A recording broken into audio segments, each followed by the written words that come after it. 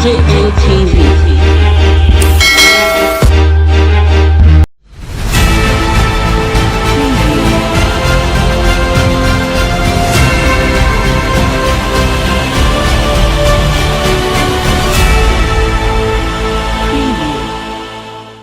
APGA disqualified 5 governorship aspirants ahead of primary election.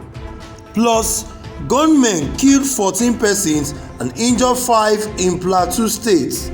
Hey guys, good morning to you, good afternoon to you, and good evening to you, depending on the location you're watching us from. A very big welcome to you. This is DJ MTV Daily News Update, your WhatsApp channel where you get the best and the latest news all around the world. Let's get to the main news. The All Progressive Grand Alliance (APGA) has released successful names of aspirants that scaled through the screening process, which took place at the National Secretariat, Abuja, on 10 June 2021. Rumors went round alleging that not fewer than 5 governorship aspirants under the platform of APGA were disqualified by the screening panel on a just concluded APGA screening exercise that took place in Abuja. The entire state was charged with a lot of mixed feelings after the news broke out, but the people of Anambra were kept on suspense waiting for an official pronouncement from the party. Today, being the 14th day of June 2021, APGA breaks silence as the party went on to officially release the result of the just concluded screening exercise, with remarks on why most of the candidates were disqualified. The names of those candidates that were cleared and those that were disqualified are listed below, and we will give a breakdown and remarks made by the party on why they were disqualified. Candidates who scaled through the screening include Professor Chukwuma Soludo, Chief Damian Okolo, Thank God 1, Ezewankwo Okudili. Candidates disqualified for APGA include Honorable Shina Umejo, Amachukwu Nwankwo, Dike Ume, Honorable Nonso Smart, Ezeoka Oda Ifeanyi. We also took time to go through the remarks to give an extract of what the party presented to Anambra State Party faithful. For Ezeoka Oda Ifeanyi, it was stated that he is less than 18 months in the party as a member and he required the NWC waiver, but he didn't apply for it, neither did he obtain it. Also, for Okafor Nonso, the party stated that due to his defiance and insubordination to party authorities and supremacy, which cast a dark shadow of doubt on the genuineness and credibility of his APGA membership, his nominator fell short of the 2/3 spread of APGA members in the 21 local government area of Anambra State. Hence, he is not qualified to contest the primary. For Nwachukwu Nwankwo, the party stated that he is less than 18 months in the party as a member and he requires NWC, which he did not apply for. Did he obtain it? His nominator also fell short of 2/3 of spread of APGA membership in the 21 local government of Anambra State. Both Nnamdi Dike and Chukwuma Umeji also, due to the defiance and insubordination to the party authority and super, which cast a dark shadow of doubt on the genuineness and credibility of their APGA membership, they are also considered as an unsuitable APGA member to participate in the governorship primary election at the moment, so they were also disqualified to contest for the primary election. In a statement signed by the National Organizing Secretary, APGA, he advised that unsuccessful aspirants that are not cleared are at liberty to exercise their right of appeal in writing only, as stipulated by the Article 10, Subsection 1 of the APGA Electoral Guideline for Anambra State Governorship Primary Election 2021. That the decision of the screening committee or screening panel is liable to vote by the National Working Committee, which is the final authority in terms of aspirant eligibility, he added.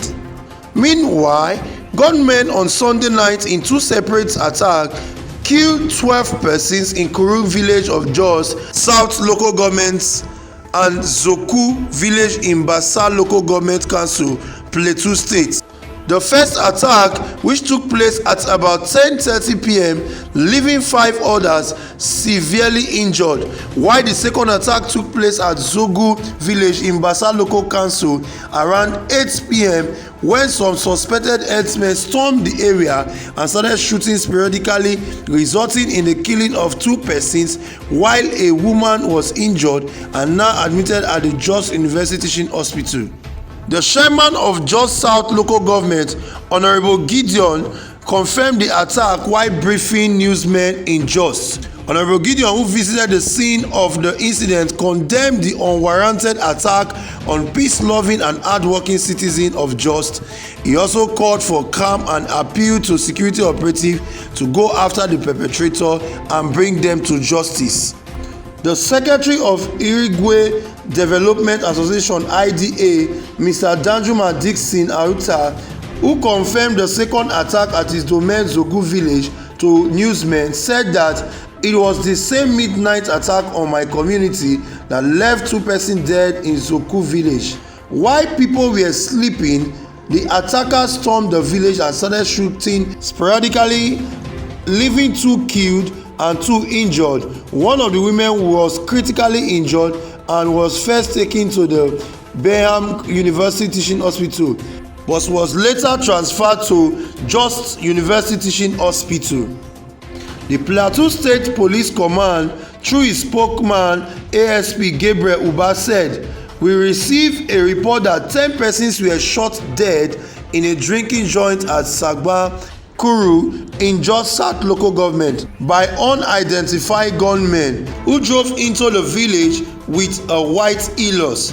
They shot sporadically and zoomed off. Personnel of the command and the military have been deployed to the affected area.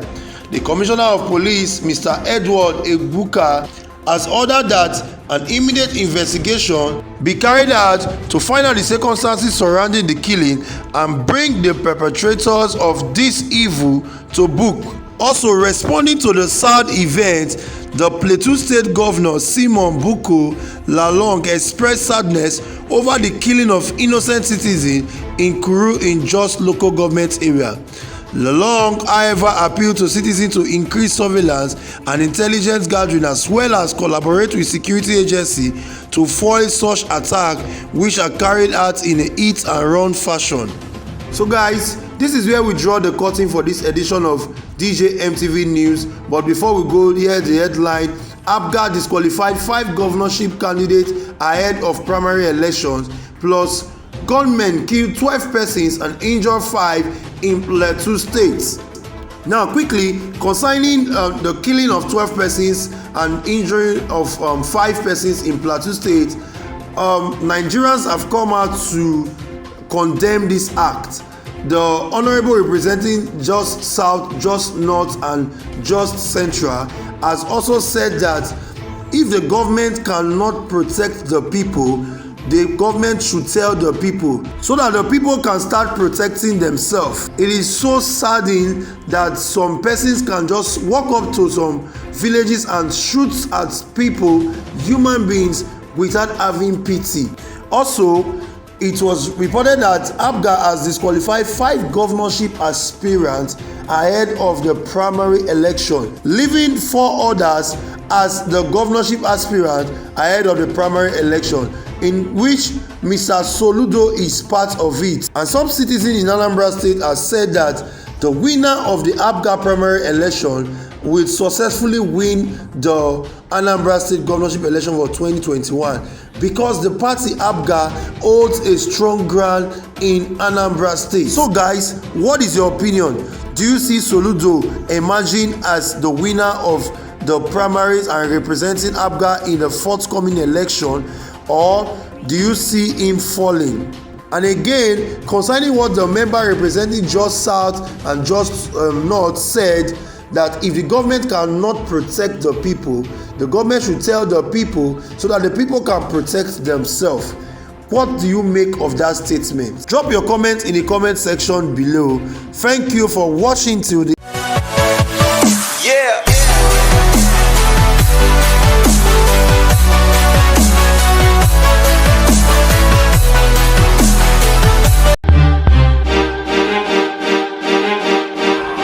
DJ ATV.